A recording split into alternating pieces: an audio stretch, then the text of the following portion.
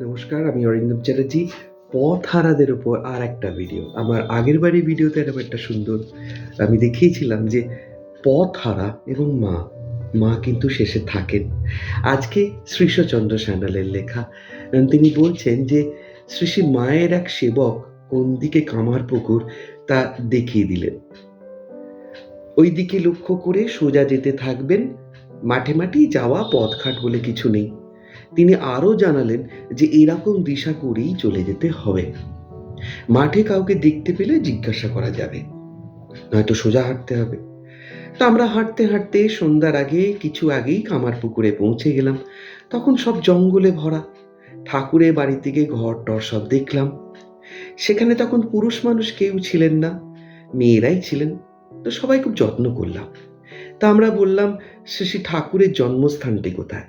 তারা দেখিয়ে দিলেন এবং তারপর কিছুক্ষণ এদিক ওদিক করার পর আমরা হালদার পুকুরে গেলাম। সেখানে পুকুরের ধারে বাঁশ ঝাড়, জঙ্গল, অন্ধকার হয়ে আসছে, কাজেই আর সেখানে যেতে সাহস হলো না। এবার আমরা জয়রামবাটির দিকে রওনা হলাম।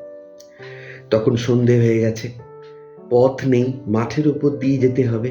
মাঠের দিকে আঙুল দেখিয়ে লোকেরা বলে দিল, এই সোজা যেতে থাকুন। দেখতে দেখতে ঘন অন্ধকার নেমে এলো, কিছুই আর দেখা যাচ্ছে না। মাঠে জনপ্রাণীও নেই যে যাকে জিজ্ঞাসা করা যায়। কোথায় যাচ্ছি, কোন দিকে যাচ্ছি জানি না। ভয় হলো হয়তো জয়রামবাটির দিকে না গিয়ে অন্য দিকে চলে যেতে পারি। পূবে যাচ্ছি না পশ্চিমে যাচ্ছি কিছুই বুঝতে পারছি না। গ্রামের দিকে শুধু একটু জঙ্গল দেখতে পাচ্ছি। সবাই আমরা শঙ্কিত। চলছি তো চলছি, শেষে সারা রাত কি মাঠেই পড়ে থাকবো, এরম ভয়ও মনে কাজ করতে লাগলো। এমন সময় দেখতে পেলাম দূর থেকে একটা লণ্ঠনে বাতি নিয়ে কে যেন চলেছে। খুব দূর থেকে দেখা যাচ্ছে। আমাদের তখন একটু আশা এলো, বাতি দেখা যাচ্ছে, লোকজন তখন নিশ্চয়ই কাছে আছে। আমরা খুব চিৎকার করে ডাকতে লাগলাম, মশাই কে বাতি নিয়ে যাচ্ছেন, আমাকে একটু দেখ। তখন তিনি কাছে চলে এলেন। আমরা বললাম আমরা রাস্তা হারিয়ে ফেলেছি, বুঝতে পারছি না। তো আমাদের চিৎকার শুনিয়ে এসে বললেন যে এদিকে আসুন, এদিকে আসুন। তো দেখি শ্রী শ্রী মায়ের সেবক এক সন্ন্যাসী লণ্ঠন হাতে দাঁড়িয়ে। আমরা জিজ্ঞেস করলাম, আপনি কোথায় যাচ্ছেন? উত্তর দিলেন, আপনাদের খোঁজেই বেরিয়েছি। মা বললেন, যাও লণ্ঠন নিয়ে যাও, ওরা রাস্তা হারিয়ে ফেলেছে। উনি আমাদের নিয়ে বাড়ি পৌঁছলেন।